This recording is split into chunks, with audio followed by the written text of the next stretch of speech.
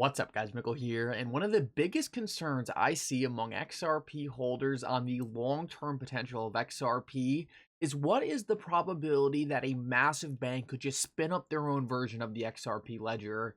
Guys, in this video, I want to go over that thesis. I want to break down for you guys whether or not that would work and whether or not that has been tried before. Guys, I think this is a really important video to better understand the XRP ledger and why it has such a unique ability to disrupt our entire financial system. Like always, guys, if you're new to this channel or come here all the time, please take a second to hit the like and subscribe button down below. It goes such a long way in helping this channel grow, and it really does mean so much to me. If you guys ever need a good place to buy some XRP, make sure to check out my link for Uphold down in the description below. Uphold is my favorite place to buy and sell XRP. With that said though, guys, let's jump right into the video, and I hope you guys enjoy the content. So guys, real quick, moomoo just upped their holiday promotion, and you can now win 20 free stocks if you sign up with moomoo using the link in the description of this video. Guys, you can also win a chance to win $60,000 in their holiday sweepstakes. Guys, moomoo is an awesome trading platform. They have a great interface and they're regulated. So guys, do not miss out on this opportunity to get some free money, and go sign up with moomoo now using the link in the description of this video. Guys, I want to start out this video and go over two quick, extremely absurd things that just happened with the SEC. Guys, when you see this, you guys are going to realize that the SEC is literally a criminal organization. This is absolutely wild. So for those of you who don't know, James Foster is actually a member of an organization called Empower, and he has been submitting FOIA requests to the SEC trying to get emails relating to the Ethereum free pass. Now guys, for those of you who don't know what a FOIA request is, it's essentially a tool that the public can use to try to get information from the government.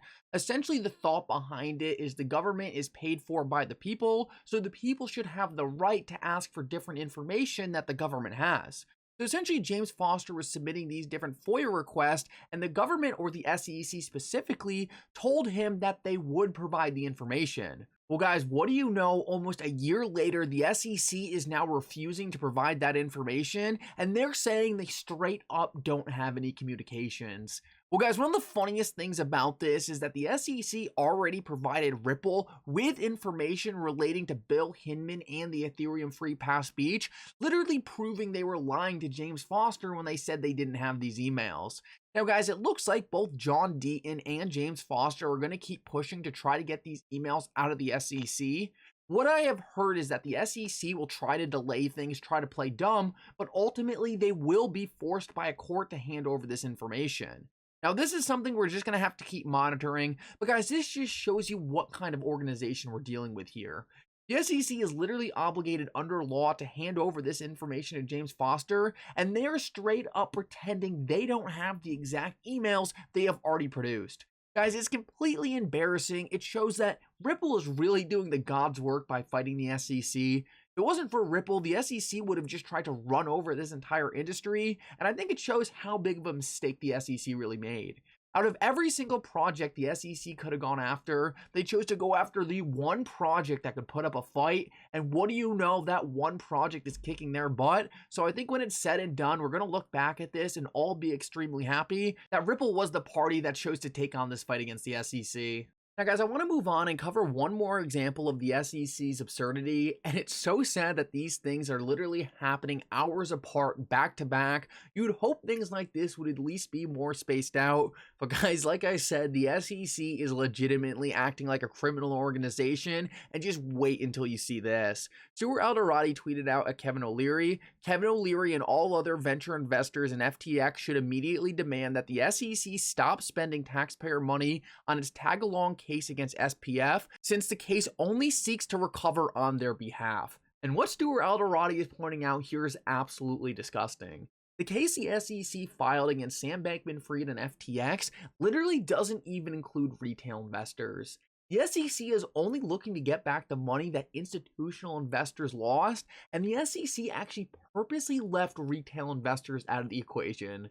Guys, if this doesn't show you what the SEC really thinks about retail investors, I don't know what will. It is more clear than ever that the SEC's main objective is to keep retail investors out of the market, and guys, they will do any means to do that. I think another great example of this is the SEC looking to raise the minimum requirement in order to be considered an accredited investor from $2 million to around $10 million.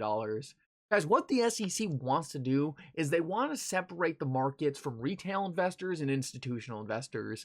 The SEC only wants to protect the institutional investors, and this is another glaring example of this. Why would the SEC take the time to file a suit and purposely leave retail investors out of the suit?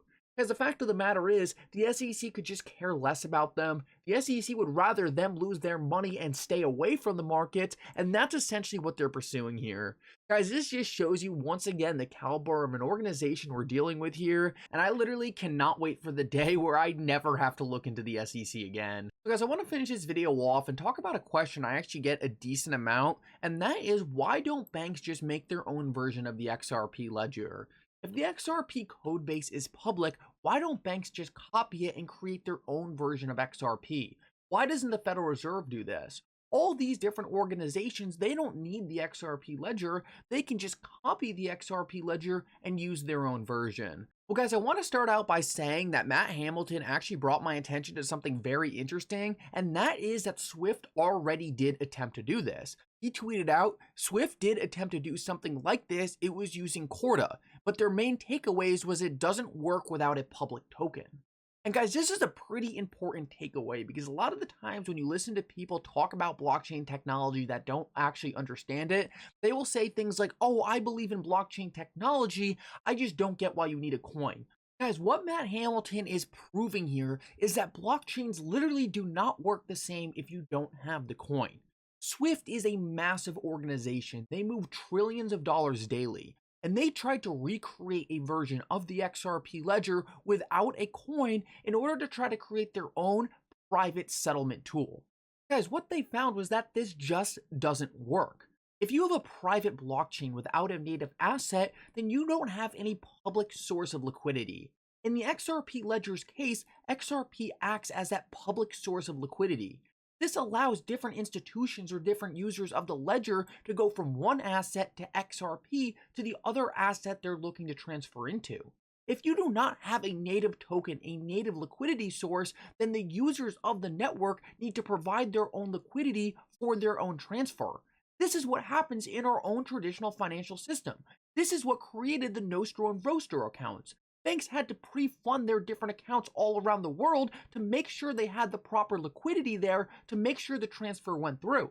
In the case of the XRP ledger, you don't need those Nostro and Vostro accounts because you have the public source of liquidity there, which is XRP. So the first major point we can take away from this is that these private systems with no token on them just are not as efficient as public versions.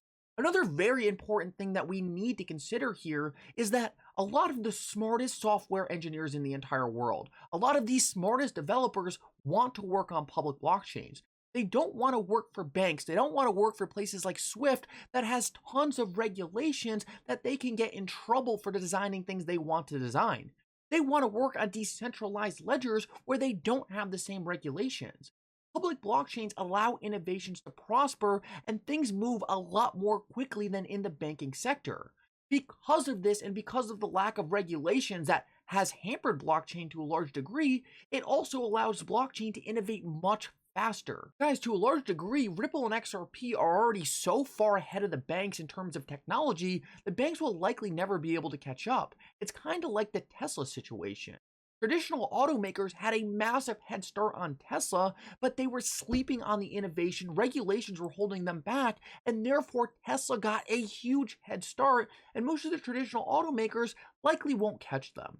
The same thing is happening with Ripple and XRP, but there is one massive difference. These banks can adopt Ripple and XRP's technology. Ripple is specifically designing products for these banks to not have to create their own solutions. And this is one of the biggest bullish cases around Ripple and XRP. They are building the product the banks want, but the banks cannot build themselves. And guys, I want to point out one last critical reason why a public permissionless system is so much better than a closed private tokenless system, and that is the fact that there is trust needed in a private version. Guys, the largest banks in Russia are not going to use a private ledger designed by JP Morgan. They're not going to use a private ledger designed by the Federal Reserve because they know that at any given point, either of those organizations can delete their assets. This is something we have seen happen this year. It happened in our traditional financial system. There is no trust in a private ledger. And guys, that might seem like an extreme example, but that same thing will happen on micro versions. JP Morgan is not going to want to use Goldman Sachs private ledger, and that's going to happen across every single conflicting points of view in our traditional financial system. You need a neutral field for everyone to play on. You need a system that everyone agrees is fair. And the only way for that to happen is if it's decentralized. Guys, I hope this really helps you understand how significant of a product XRP is going to be in our future financial system and how Ripple is positioned perfectly to help these traditional financial institutions jump into the future, make their products more robust, and make sure they are ready or when our payment system is fully transformed. Guys, Ripple is going to make sure they are able to use Ripple and XRP, that same XRP you and I hold. Anyway, guys, I hope you guys enjoyed this content. Make sure if you did, you like and subscribe. It really does mean so much. And for now, Mickle out.